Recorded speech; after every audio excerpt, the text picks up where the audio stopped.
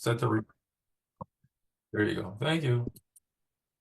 All right, good morning and welcome to the November 6th, 2025 meeting of the Town Subcommittee of the Brookline Expenditure and Revenues Study Committee. Our first item on the agenda is to review the minutes of the prior meeting of October 10th. Thank you, Janet, for putting those together. As I read them and getting them to us in time so they could be placed in the agenda packet. Appreciate that a lot. Are there any discussions about items in the minutes? Jesse, if you don't mind my asking, do we begin by taking attendance? I noticed John Doggett has just shown up. John has just joined, and actually, hello, Jesse. Ruth Ellen has just joined as well, and I believe Ruth, you had volunteered to take minutes for this meeting today. Is that correct? She's on mute. You're on mute, Ruth Ellen. Unmute. Okay. I'm not sure that I did, but I will. I believe you were up next in line. So okay. If you will, thank you. The meeting was called to order at 9:06. Okay. AM. And Jesse, may I say something? Please. I got John's message. I'm in the BI right now. I should be discharged today with a bit of luck. So I think it comes right over this meeting. So I join for the quorum and stay as long as I can. But I'm hopefully on my way out. But I'll find out shortly. Well, thank you for your dedication to the team here to join from the BI. Thank you. And if you don't mind, I'll keep my camera off. Of course. Thank you. Okay, so so moving back to the minutes provided by Janet, any discussion?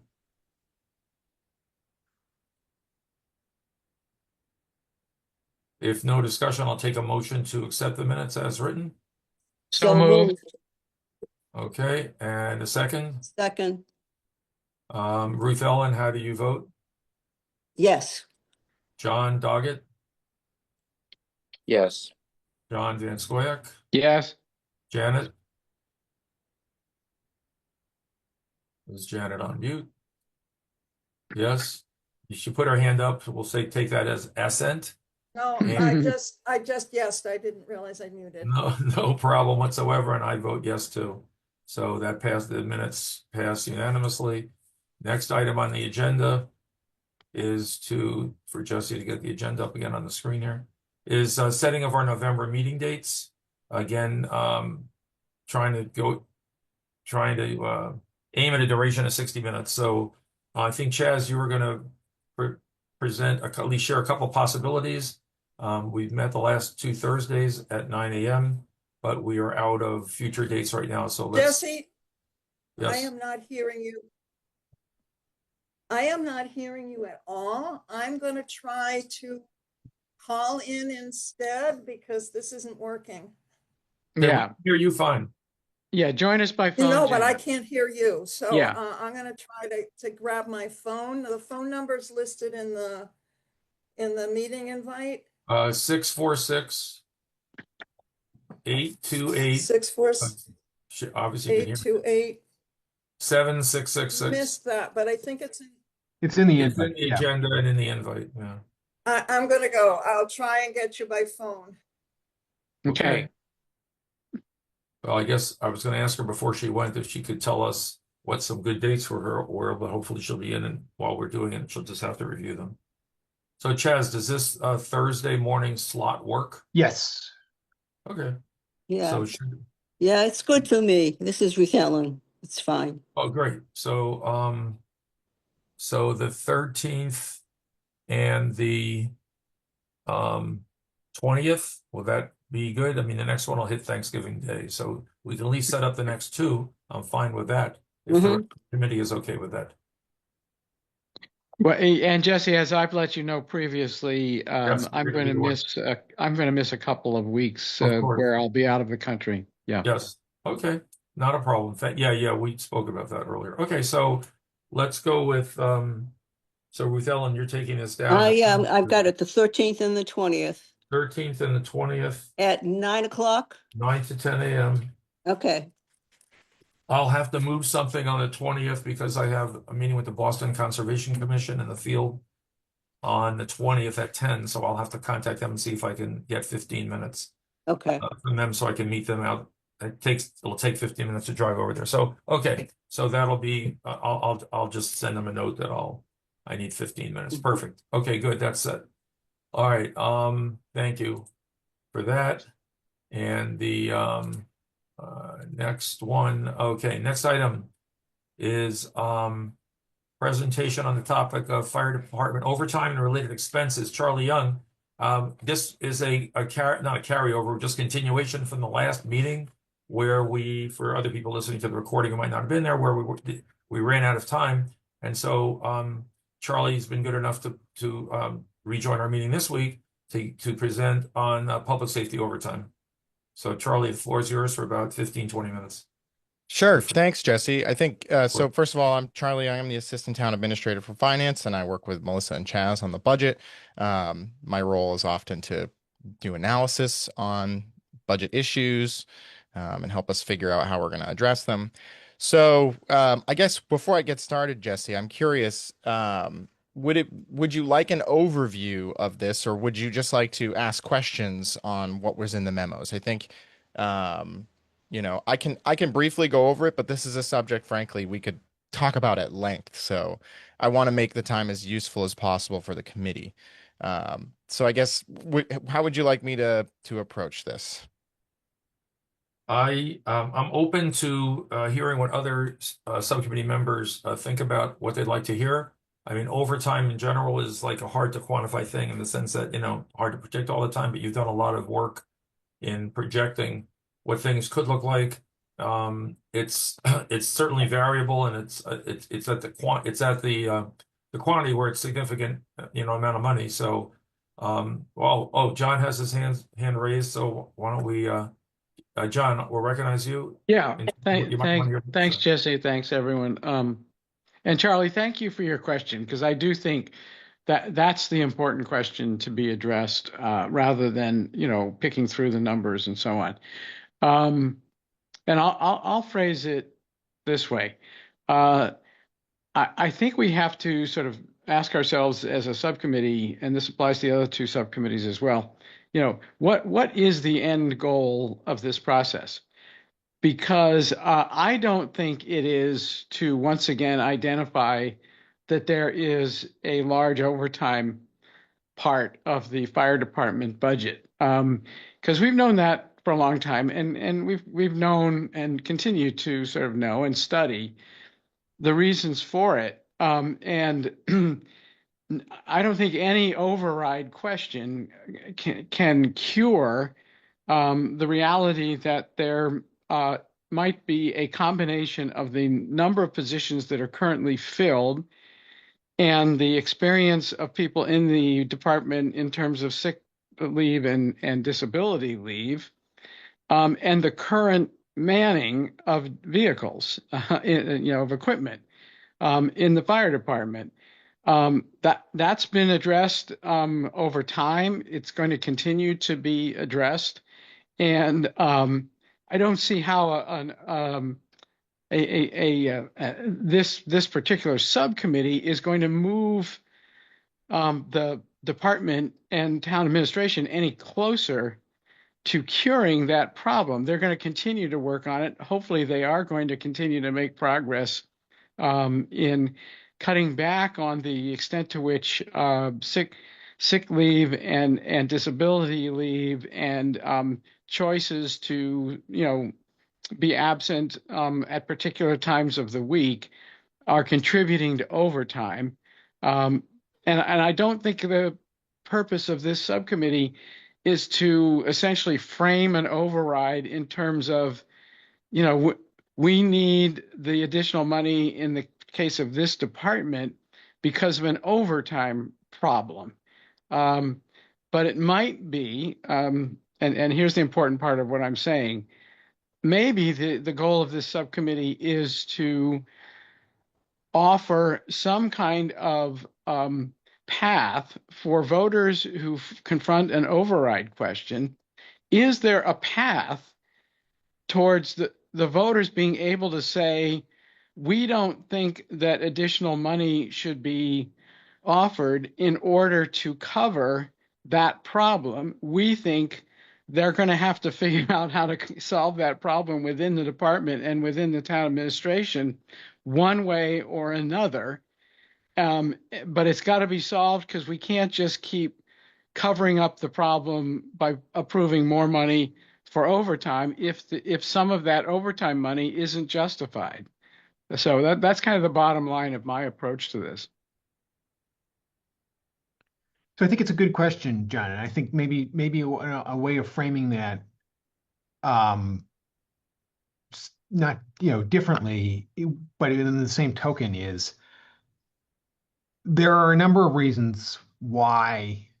Let me put it this way. I'll see if Charlie agrees with this framing of it. The bottom line is our overtime is not out of line with other communities' overtime with similar staffing models, right? When we shifted some of our models and framing in all the way back in FY 2017, we didn't necessarily keep up with the funding of overtime. Overtime in a fire department, my understanding is typically runs around, in the 10% range of your total running costs, or what it should, around there. And when we authorized a shift in how we allowed leave to be processed, we didn't necessarily keep up with that. And again, this is way back when. Different leadership, different chiefs, different none of the folks who are here now in decision-making positions were in those decision-making positions back then. So it is what it is. And as a result of that, we have seen a growing imbalance between what we budget for overtime and what the amount of overtime is. And certainly the union's position has been that's the kind of that's not just the original sin, that's the whole story. And as a result of that, the town needs to bring up its overtime spending in order to reflect the reality of the situation. Right. And so that's Right. that's their pitch on it. And what we've said is, some of that is true, right? It is true that there was a change made that we didn't account for way back when that has now kind of come and caught up with us. And we are not at 10% of operating in a way. And so if we are to, I think one position of this committee would be to test those propositions and to say to folks, okay, the town administration has said that to keep this staffing at this level with this, with these number of people on a truck, with this number of companies, et cetera, costs this much. We all agree, and we agree that that's not an unreasonable number for the service that you're getting. Then the question becomes, do we want to fund that either through an increase in taxes or some other way? And if we don't want to fund it through an increase in revenues, where are we cutting elsewhere? That's kind of the big question that circled around the minimum staffing conversation. Then, the big pushback that we got from members of advisory, from members of the public, everywhere is, well, we don't want to do that. So, okay, if not that, then what? Either we raise taxes or we cut services. And so I think that's the proposition that I think it would be helpful to have outside testing on, because we're all ears in terms of a solution that doesn't involve one of those two options. John, Jesse, may I respond to that right away while it's fresh in people's minds? yeah, sure. Just John has his hand up. I just want to make sure he's just okay or telling us an Yeah, update. John, is that okay? Absolutely. Yeah, Yeah. okay, thanks. thanks. And I will be brief, I promise. No problem. Following up on what Chaz just said, and I think he and I are on the same page. How I think, you could take what I just said and what Chaz just said and frame an override question is the following. The union has pointed out that the overtime spending in the department is not that out of line with most such departments, and we agree with them. And furthermore, we agree with them that given that, um, we need to up the amount that we set aside for overtime substantially, as a practice annually, every year in the budget. The overtime should actually be 10% budgeted at 10%, whatever, instead of what we've been doing. However, in order to do that, we're going to need an override. At least a piece of the override is going to have to be an additional X, let's say $1 million, for fire department budgeting. That's one way to solve that problem, in agreement with the fire department that in the future we should budget more money for overtime. The other way is to do as neighboring communities such as, and then we could name the communities, have done, which is to set the number of not men, but personnel assigned per piece of equipment at X, whereas in Brookline we've been setting it at X plus 2 or X plus 3, or whatever. And I should mention this should be determined according to the total per shift. And so the voter has a choice. Add money to the annual fire department budget, leave the staffing alone, and it means an additional $1 million built into the override, or cover the $1 million by bringing Brookline's practices into line with some of these neighboring communities' practices. Yep. Yeah, that gives that definitely gives the voter the choice, and it frames it in a very clear way of what the alternatives are. John Doggett. Yeah, I think John has explained very well what I had in mind. My understanding is that this has been essentially a budgetary problem, in that it's kind of off the books because it comes out of the reserve fund over the last couple of years, and the desire by certainly the AC and others is to put it back where it belongs, which is in the budget. As soon as we do that, of course, we increase the bogey that we're looking for to raise money, and that $1 million now comes $1 million we have to fund. So I guess all roads lead to Rome, and I think that John's suggestion and the way we should look at this is a very good one. Thank you, John. Thank you. Yeah, the hand's still up, but I know you're on there. Too fine. Any comments on that, Charlie? Sure, thanks, Jesse. Chaz, I guess the one thing I would probably mention in response to that is the deal we have on the table, Yep. right? Which takes minimum staffing off the table for the next 3 years. Well, I think that's again, that's part of the union contract. It's part of what we do. But again, everything is subject to funding. And I think the response would be, if we can't, then we have to, if the voters say no to funding the contract at these levels, then we have to go back to the union and say, we have to bargain for something. And it's going to be a question of what you want to bargain for, because the alternative is closing a company. The alternative is layoffs. And if that's where the union would prefer to go rather than changing minimum staffing, then that's where we'll go. Yeah, thank you. I just wanted to make sure that was clear to John when he's talking about what pathways the voter has. It's not necessarily minimum staffing. It's something else, and it may be closing a company, which, in other words, is something probably equally as unsatisfying to a lot of folks as minimum staffing. With that said, minimum staffing did bring out the fire safety crowd to talk about fire safety, whereas who knows what closing a company would do. So And I guess go ahead, by John. Sorry. closing a company, just explain for everybody what that means, because to me it sounds like we would be taking one of the stations out of operation, whereas I think it means just reducing by one piece of equipment. One piece of equipment. That's right. Yeah. Correct. So, and just to tag on to a few things that were said, we have not had a historical issue in fire overtime. This is something that has arisen in the last several years. It has arisen in coinciding with the increase in injured on duty cases. We, as Chaz mentioned, we allowed more vacation days to be taken every day as part of the contract starting in FY17. And then when injured on duty cases went up, the combination of injured on duty, people who are out every day, and vacancies means that we're significantly short every day and we're calling people in.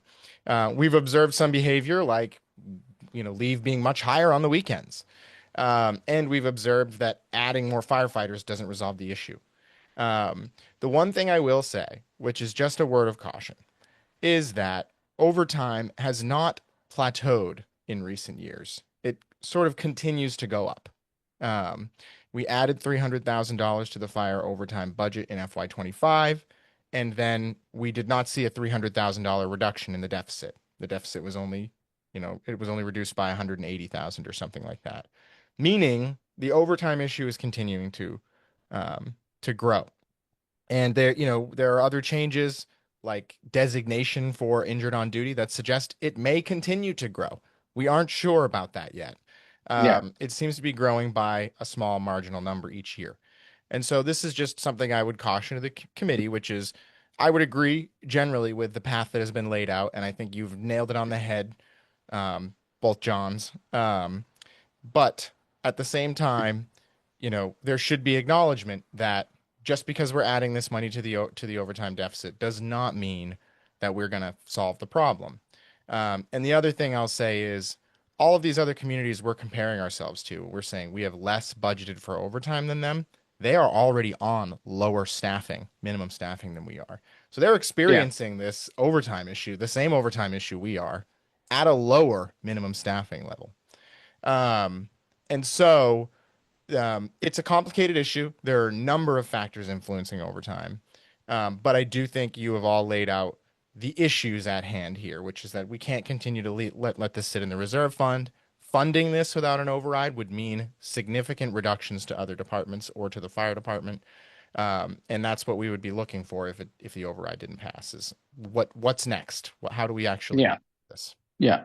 And one other question. Looking at the overtime causes in your document, Charlie, you also present some tabular information about the police department as well. So rather than just discuss fire overtime only, you show a significant, at least looking at page, it doesn't really have. Yeah, Agreed, Jesse. So in FY25, for the first time in 20 years, we needed a reserve fund transfer for police overtime. Yes. We've never needed one before in the past 20 years. Maybe there was one before that. And so it's a great question. Police overtime does not function the same way as fire. They do have a minimum staffing number, and they need to meet that. And shift shortage is part of, we call it shift shortage or minimum staffing. It is part of their overtime issues. But what we have surmised looking at the police overtime budget is that they have a number of different causes of overtime. They're now tracking these. They weren't tracking them in the past. Right. Some of them have to do with community service, which ramped up during the past several years when they had many vacancies and could fund sort of discretionary overtime, we'll call it. Yes. And then those vacancies began getting filled, and we held 6 of those positions open and reduced the money from their budget. After making some changes to their discretionary overtime this year, if they had the 6 positions restored, they would have no overtime issues. And so we see the issue that cropped up last year as being a combination of increasing discretionary overtime during the years when they had vacancies in the room to pay for it, combined with having those 6 positions held open and cut from their budget. So in other words, we don't see a need to add money to the police overtime budget in order to deal with their issues. We think that the restoration of the 6 officers will resolve that problem. And they have the funding to do that. They're just waiting to. That's in the override proposal that Chaz has put together, restoring the 6 officers. Okay. Okay. So that's something we need to pay attention to. Yeah, without the restoration of the 6 officers, I think that police will continue to be under a lot of pressure in their personnel and non-personnel. They used to fund things like equipment for new police officers out of salary savings from vacancies. So you have a position open. When you fill that position, you use the savings to train that new officer and get them equipped. But with the reduction of those 6 officers, they haven't had that money. It's taken away a lot of their flexibility. And so, for example, they've had to reduce a lot of their community service overtime. That has been well received, unfortunately. And so the hope is that putting those back in restores their flexibility. Truthfully, Jesse, we've just started collecting data on police overtime. The prior public safety business manager didn't have good data on that. The fire chief has been excellent at tracking the data. And so what I keep saying to Melissa is, where you give me data, I will give you some analysis. I can break it down for you. Sure. And so as we get more data on police, I'll try to give the best analysis I can. But for now, what's in there is what we have, which is that their overtime is much more complicated. There are many different sources, whereas fire is just based on this minimum staffing standard. There's a whole bunch of things that go into police overtime. But we see their issues as being resolved if they get their 6 officers back. Now, I'm happy to take questions on that too. Yeah. Thank you. Okay. Thank you. Any other comments on this topic before we move on? Not that we can't circle back to it, but I want to make sure we get an opportunity. And thanks again, Charlie. Jesse, can you hear me? Yes. Yes. Yeah, we hear you, Janet. Now you hear me. Fine, thank you. I had trouble getting through to that. Another quick question. While I was reconnecting, did you guys talk about the schedule coming forward or not yet? We did, and we proposed the next 2 Thursdays at this time, 9 to 10. Perfect. Thank you. I wrote it down. Perfect. And yeah, Ruth Ann will make sure that's in the minutes, so you'll see it as well. It seems to work for Chaz and his team as well. Yep. And then we'll reevaluate for the week of Thanksgiving. It'd have to be earlier, obviously, that in that week, if schedules permit, or if not, hop over and continue the following week. Okay, Janet? Yep, got it written down. Not a problem. Thanks. Great. Okay, thank you. So the agenda, next one, review the high-level focus points of the schools and future subcommittees. That was going to be for me, unless Chaz has some inside information on that. Okay, so, all right. So, well, I guess let me just say the following. I felt that it would be important to understand what the schools and future subcommittees are doing, since again, I checked this morning, Chaz, this is still an open action item. I checked this morning on the ERSE splash page, the website for ERSE, and no additional agendas, minutes, meeting materials since May or July have been posted or listed in the blue hyperlinks on the bottom section of the page. No changes since last week. So okay, let me circle back on that. Yeah, no problem. Just saying is that's where I'm going to look, because otherwise it means going in the calendar. You have to know which day they met. You have to hope there's something there. You have to open it, look at it. I mean, that's just too many steps, with 2 other committees meeting in parallel to us, and some meeting even, I think, more often than us. So anyway, I scheduled a meeting with Sadaf, who's chairing schools, and Sergio, who's chairing futures. And we met yesterday and hope to meet again next week to provide an opportunity, because it's not an OML issue, because there's only 3 of the big committee there. Okay, Chaz? Yeah. And the idea was just to share updates about what our committees are talking about, and where they see, what are they doing. And I think both of them are also in the same situation we're in, whereas they have tried to come up with their big list. I know, Chaz, you're going to be providing us some today. Yeah. They're trying to come up with their big list of which items do we need to be working on, who should be assigned to them, and what the schedule should be for, sorry, getting over a cold here. And what the timing should be, given that we have 4 or 5 weeks before before we have to start working on. Sadaf pointed out that she's very willing to meet again, enthusiastic about the 3 chairs meeting and coming up with a framework of what the report should look like, the final report, and how each of the 3 subcommittees members can contribute to that. One of the big questions, I guess, that came up that schools and futures were looking at that they shared with me and that I followed up on was the situation with schools enrollment and how the enrollment, I think someone's on the phone or something's happening, and how enrollment could impact classroom utilization. The schools group is looking at that.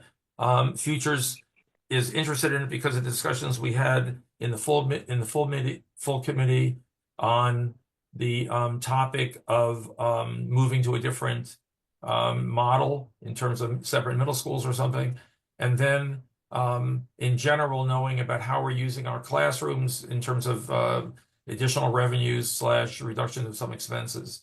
So I sent a note yesterday after the chairs met. I sent a note to the chairs and directly to Bella and Susan, Dr. Wong and Dr. Givens, asking that specific question and looking for a date of when they could have that ready. They are scheduled to present the official enrollment results for PSB that were sent to DESE at the beginning of last month, are now going to be shared with the community this evening at the school committee meeting.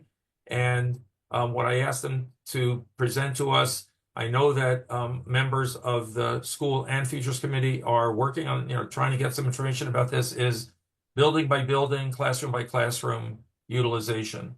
And so I sent the message out and looking forward to getting some kind of tabulation that I think all 3 committees will be interested in seeing, all 3 subcommittees, about where we're sitting in terms of classroom utilization across PSB. So that was the one big takeaway. The second is we still don't have our list. I mean, overtime is one. The potential of staff reductions in the town that Chaz shared with us privately, I guess last week in the subcommittee meeting, is a second. What happens for different situations vis-a-vis level service budget override, partial override, or no override, and how that hits us. That's certainly a big topic. But we haven't pay and lanes and things that we talked about last week, obviously a big topic as well, but you've already done a lot of work in that space. So we're going to hope to meet again next week, the 2 chairs and I, just to again touch base, make sure that we're interfacing in a way that can help the bigger committee, and also ensure that we're sort of sharing what's happened. One of the big ways all 3 of us did agree on, Chaz, just to circle back before I finish now, is that they are also looking for the same documents subcommittee in that same space on the ERSE homepage. So if we could group that by, I don't know, futures alphabetically, then schools, then towns, whatever, and underneath that have the agenda and documents for each of the meetings, that would be incredibly helpful. We can work on that. Yes, absolutely. Okay.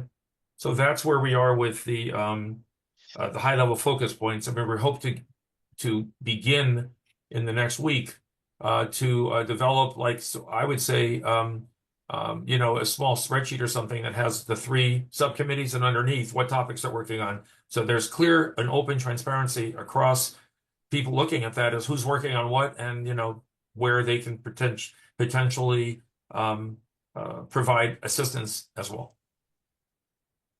So with that, let's move to the and we're smack right dab on time too. This is great. Developing a list of topics for the subcommittee to consider for the final report, and assigning subcommittees members to those topics if they are willing and can. So I think Chaz, that this is something we're looking for you to kick off.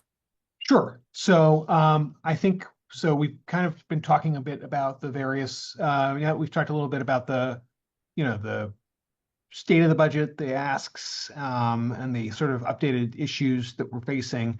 I think there are a couple of key questions that are worth pursuing and answering in terms of um, the these discussions. First is are the staffing and pay levels of the town appropriate for under the circumstances? That is, are we where we need to be in terms of our competitiveness with other communities? Are we providing the level of services that people are expecting? Are there efficiencies that we can realize in terms of staffing? And if so, what are those? And that's one. Right. Given that staffing is our single largest, personnel is our single largest expense. So that big question is one. I think the other is, are there revenue opportunities that we can realize other than an increase in property taxes? And if so, what are those? How many are there? Separately, are there expenditure reductions that we could realize other than in areas other than personnel that would provide a benefit to us of some kind in terms of our operating budgets? And if so, what are those? And then finally, are there services that are either not being provided that the community is asking for, or that are being that are required that are not currently being funded, that the budget needs to address in some way? And I think I'm here particularly thinking of the Sustainability and Natural Resources Division, the tree protection bylaw, and some other programs that town meeting would like us to has said that they would like us to take on, and in some cases has passed bylaws requiring us to take on. But there is not an identified source of funding for those operations. On that last one, Jazz, does the AC/town meeting have an obligation to point out to the submitters of the warrant article that what the financial implications are of bringing these forward? We do. I mean, we do on a, and I think what happens, and it varies from case to case, but I think what happens sometimes is, in the case of the tree protection bylaw, the petitioners, for example, said, well, it pays for itself. And when we said we disagree, they said, Right. well, we disagree with your disagreement. And so there we had it. Yeah. So Okay.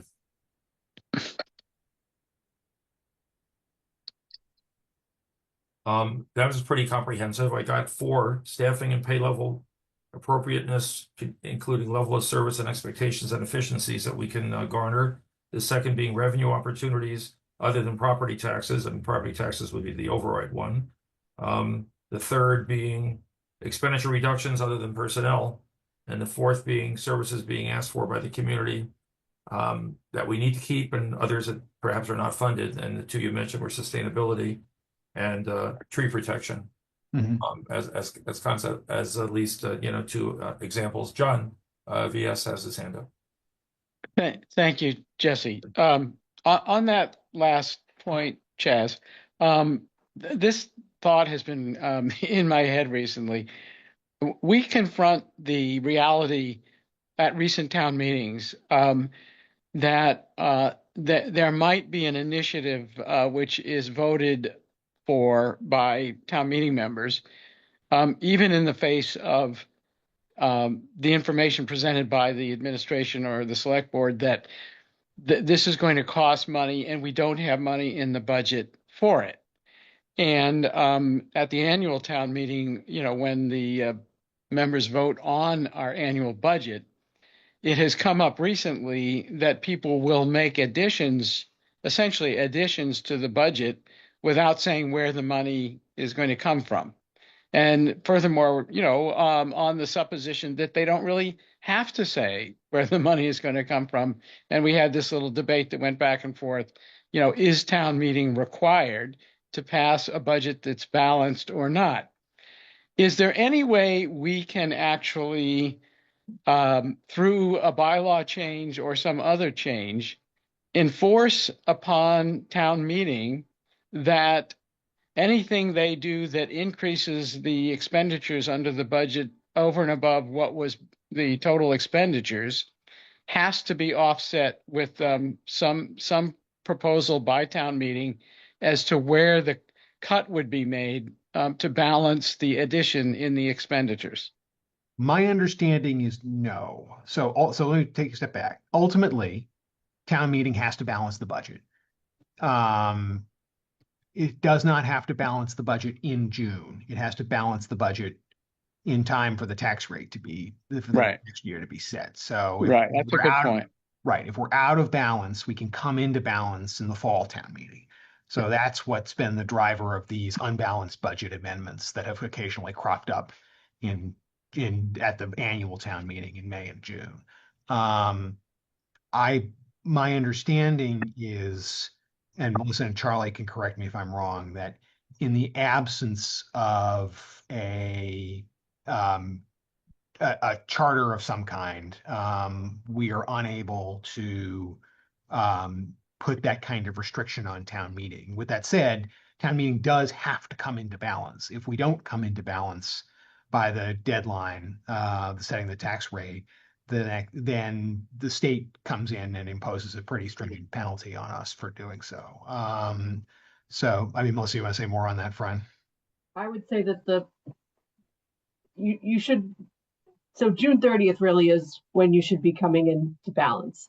We did have one example where we were not in balance, and we were able to rectify that at the next special town meeting. The annual town meeting is where the budget is voted, and that is really where you should have a balanced budget. Because it's not a guarantee every year that we have a special. I mean, we have specials, we have a tradition of having specials, but annual town meetings are, the one thing that is certain. So, that you can't always just count on the fact that there'll be another special that will help bail you out. If I could just touch on to that, I think, John, the question you may want to be, or the question we may want to be asking rather than can we hamstring town meeting is, to what extent do we want to enforce every single unfunded mandate, right? And to what extent can we ignore what town meeting does, right? And I'm not saying that's what we want to do, but I'm just saying that's really your only recourse. You can't you can tell them they have to come into balance, fine. But if they're going to pass the unfunded mandates anyway, that is really the question is, for example, tree preservation bylaw, does select board want to say, look, this is a huge waste of time and resources? Maybe. I don't know if that's what select board thinks. And, we want town meeting to take another look at this. And until then, we're authorizing staff to do whatever needs to be done. Right. Yeah. But I think that gets you that puts you down a path that you might not want to go down. What we've said in response to this is we will enforce it to the extent that we have resources to do so. We're not going to disobey the law. We're going to do what we can. But that doesn't mean, what that results in practically is that we can put a process in place together for things like this, but then we can't really enforce it. It's hard for us to, without the people to go out and do this work, it's hard for us to do this. And it is really, even the effort to put something like that together is a huge strain on staff. But so I think your question, can you bind town meeting? No. You can put, one of the strongest checks that the select board has on the process is the fact that the Town Administrator Act says that the town administrator sets the revenue numbers.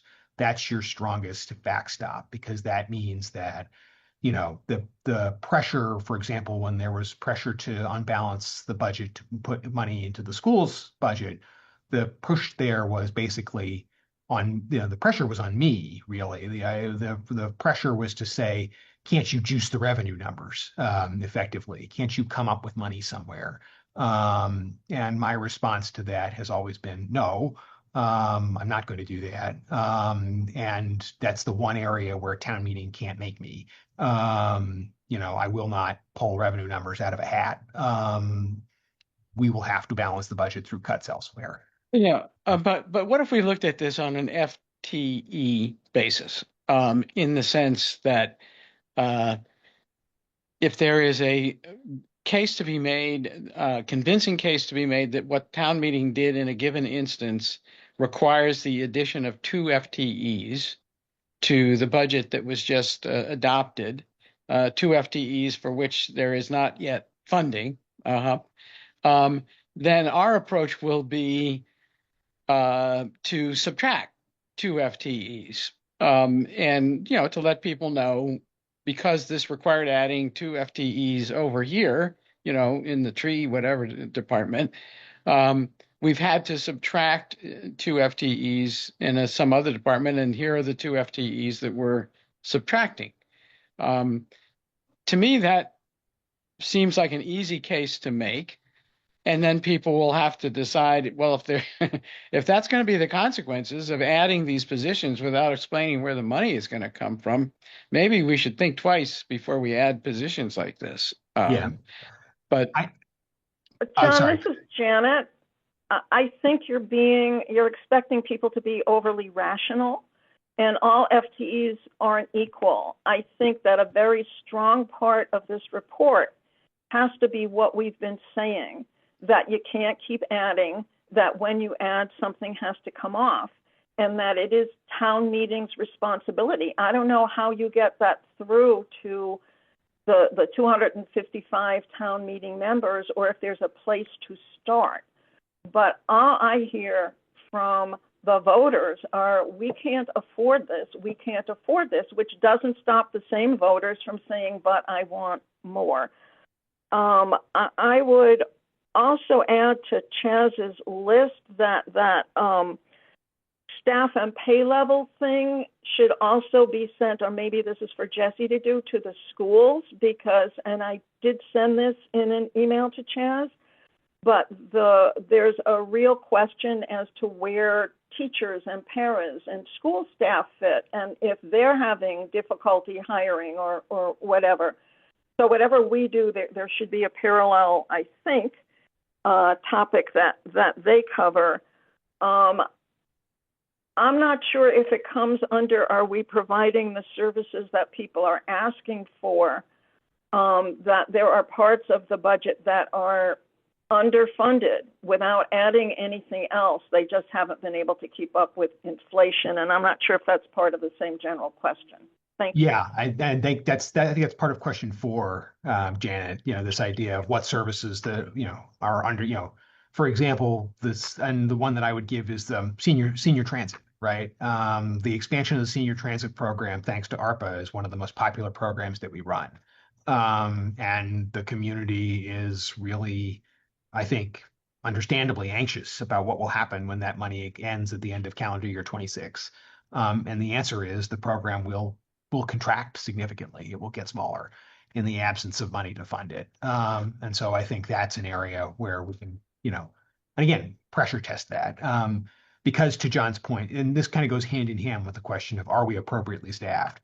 You can see when we talk about, from the internal document that I shared with you, when we look at things even in a scenario where we go to the voters and ask for some money, I still think it's appropriate, given the circumstances, to demonstrate that we're being good stewards of their money by showing that we are making reductions even in this circumstance. And when I think of what can be reduced, and I look at that list, it's something, but it's not a lot, because, to Janet's point, not all FTEs are created equal. And when I think of, I will say the meetings that we had with the departments where we talked about what would happen in an override scenario, they were emotional, they were contentious. Mm-hmm. It was ugly.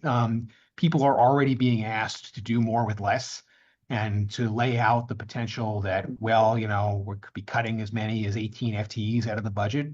People were, aghast. They're saying, I've got people working late. I've got people late. Sure. Yeah. So I think but I think one of the things that I want the community to understand is that we have done that exercise and that we have opened our books and we've said to people, we have nothing to hide here. There are no make work jobs in Brookline. People are not sitting around collecting a paycheck.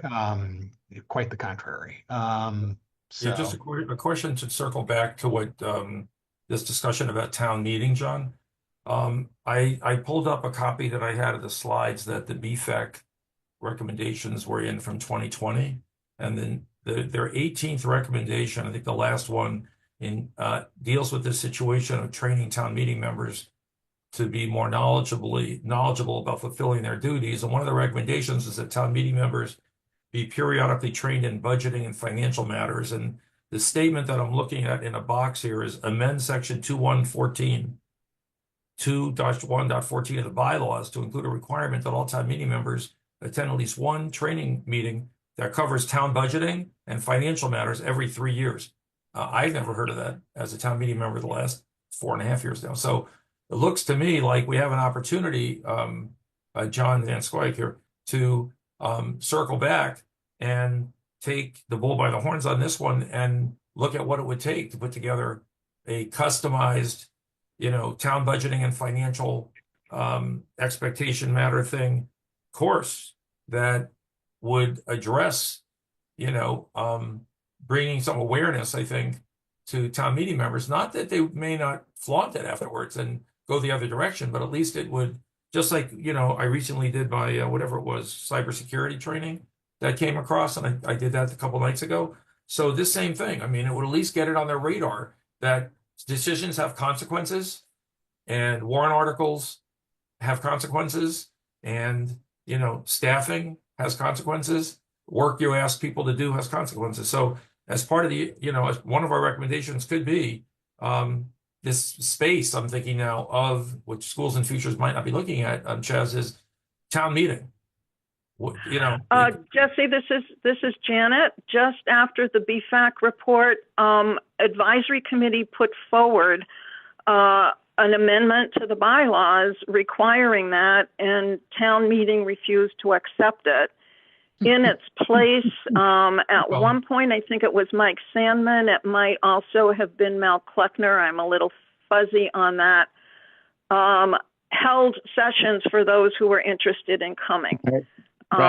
So part of the problem is town meeting has to approve changes to itself, and that's a big thing behind the Charter Commission now, is you're sort of stuck. Well, I mean, doesn't mean we can't bring it up as part of. No, we can. I just wanted to give you a little bit of history. Yeah, thank you. No, that's good. That's good. Okay, we're 1 minute to 10, and as you know, I'm very cognizant of the time. So let me just pull up the agenda that got covered by 10 things here. Probably somebody else has it before I'll get to it. Let me get it here. Sorry about that. Wrong one. I don't want to go through the school committee agenda now. That would not be what we want to see. Let me pull it up. I had it here a second ago. Here we go. Okay. So any new business from anyone? All right. So being there none, just prior to we adjourn, let me at least take I'll take an item. I hesitate doing it, but I'll take an item to just, even though Ruth Ellen will have it in the minutes, I want to write down these 5 items that we got, the 4 from Chaz and this one about town meeting, and at least share it with the chairs of the school in the future, so they sort of know some big areas that we've been talking about and areas that we're going to probably focus on. And we'll, as I work with Chaz to get the agenda ready for next week's meeting, we'll try to put a little meat around each of these. I think, and if anyone on the committee or someone they talk to has a big item that's not part of these 5, I'm okay with making it 23. It'll get unwieldy at a point. But if there's something that comes up, Chaz, you've been through this before. If there's something that comes up and there's another thing we need to handle, that would be good. One should include, parenthetically, making sure at least one elevator in town hall works on any particular day. Oh, I know. We know. let All right. let me just say for a minute here now. I've got 4 items. I don't have The 5. fifth, Ruth Ellen, was a discussion that John Van Squire brought up about town meeting and the impact that warrant articles that are passed could have on the budget. Okay. And that in general, there's sometimes, I think, even from my, now in my second term, there's this, I don't know, maybe like a cavalier nature to, well, we're bringing something new and cool. And okay, yeah, it does impact the budget. I'm not talking about sidewalk snow removal. That's sort of important. That's operational. But some of the newer ideas that come up that are related to other topics, I don't need to mention them now. Okay. Can have impacts beyond just the euphoria of having it passed at town meeting. Yeah. And so Okay. we need to be cognizant of that and to possibly revisit ways of strengthening the process by which we inform and educate town meeting members about the financial impact of bylaws that are, warrant articles that are brought and changes to bylaws. Okay. Okay, thank you. Yep. If you have any other questions, Ruth Ellen, just reach out to me privately. Do I have any final new business from anyone? Jesse, if I may, just one final thought, if I may. I've been listening in on the meetings of the school subcommittee and the futures subcommittee, and I think all 3 of the subcommittees are facing the similar kind of big picture question, which is our job to go real granular on some of the well-known problems that have put pressure on costs of local government, schools, police, fire. Go granular, kind of repeat for people the explanation of the history of the problem, the options for maybe addressing the problem, why options for addressing the problem haven't succeeded in addressing the problem, et cetera, et cetera, et cetera. Or go big picture and essentially report back at the end of this process options for how to frame ballot questions that give the voters a choice to maintain the status quo through an override amount of money, or not maintain the existing status quo and choose what consequences we would prefer to have from not funding the status quo of our existing big departments, our police, our fire, our schools, primarily. I don't think any of the 3 subcommittees has fully made up their minds which approach to take, but I think it'd be a good idea for us to be on the same page as to which approach to take. Yeah, I'll mention it to Sadaf and Sergio when I meet with them too. That's a good point. Jesse, I have one more request. I had made this a while ago, I think, to Nicole. I have not seen the slides that Chaz shared with us on specifically what would be included in an override posted online. And so I am only thinking of them for memory, but that's going to have to be part of our report. So I'd appreciate it. I think it's 2 or 3 meetings ago that Chaz did the slideshow. I'll send that around right now. I have that in my folders. Sorry for that. I'm happy to send that. That's okay. Thank you. And, echoing Jesse, everything be posted that can be.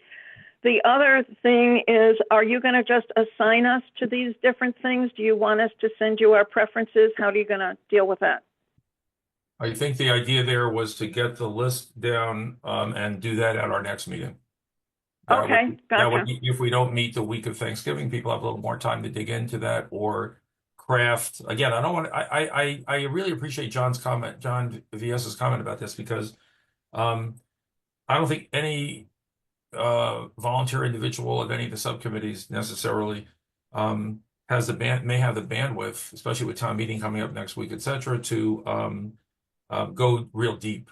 And I'm not sure, there'll be those people in town who want to read the deep, but these are not problems that are new.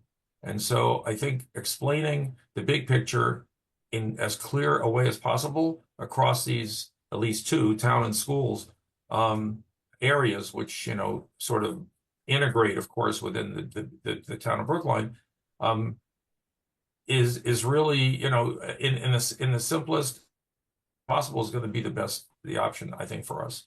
And I would do something that I saw in the BFAC follow-up subcommittee I was on, is we can quote those other sources and cite them in our document so that if people want to dig deep, it's there.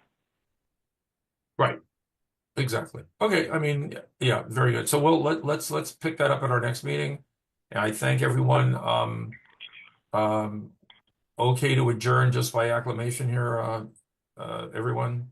I Yes. see. Sure. All Yeah. right. So we're adjourning at 10:07. Have a wonderful day, everyone, and thanks so much for your efforts. You as well. Thank you. Bye. Bye, everyone.